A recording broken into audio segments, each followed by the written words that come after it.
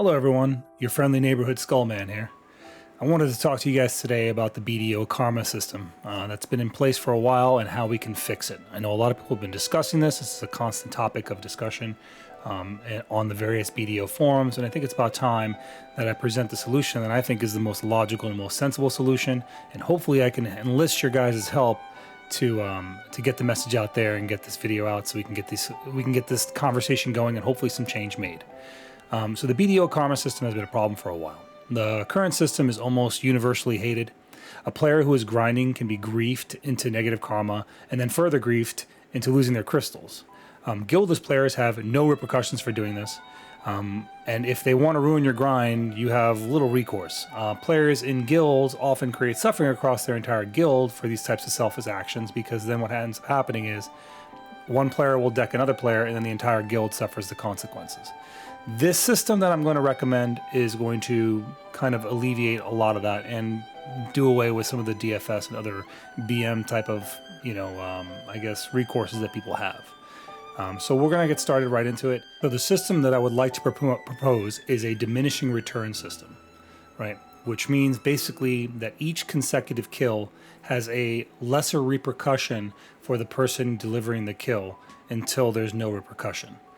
So what this would look like, and before you jump to a conclusion, just hear the whole thing out. What this would look like is when you kill a player for the first time, you take a full karma hit, right? Which is fair. You've killed the player. I think a full karma hit is about 177k karma on a completely ungeared player. If you have a lot of gear, whatever the case may be, I don't know if that's the exact number, but I'm pretty sure that's close.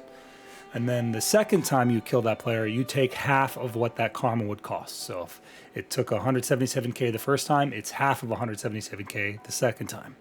And then on the third karma kill, and the third time you flag up and kill that player, you take a 1/4 cost. So it's half of half. So you take a 1/4 karma hit, and then on the every time after that, every time after the third karma hit, it's 0 cost for an hour.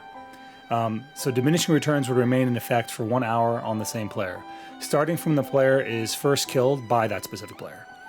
After the hour is up, diminishing returns reset, and then you take full karma loss once again on the first kill.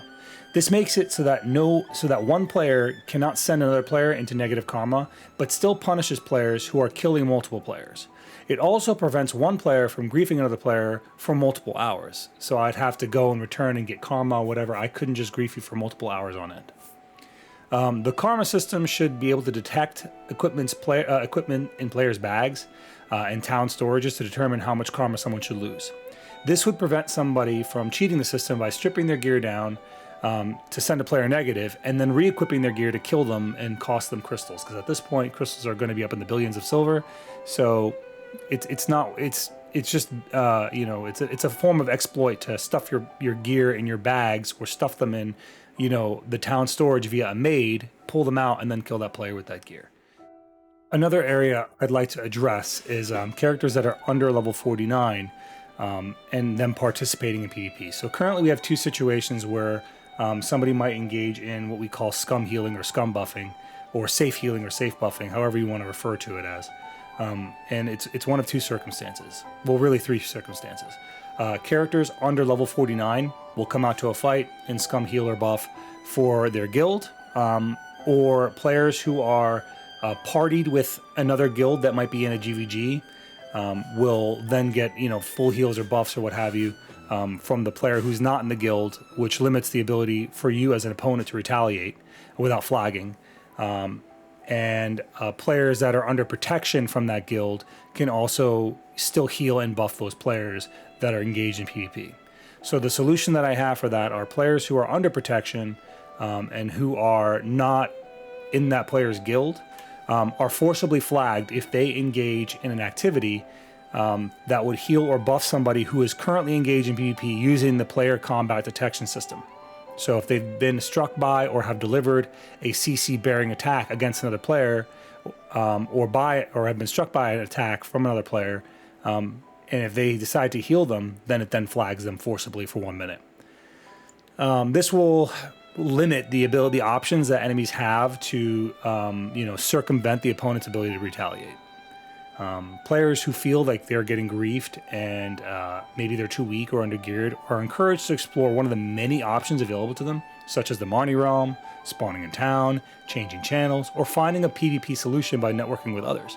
This will encourage growth within the game because players that will now be incentivized to become stronger, not just so they can run around in circles and kill mobs faster, but they can actually fight players more effectively and then therefore enjoy their grinds in peace.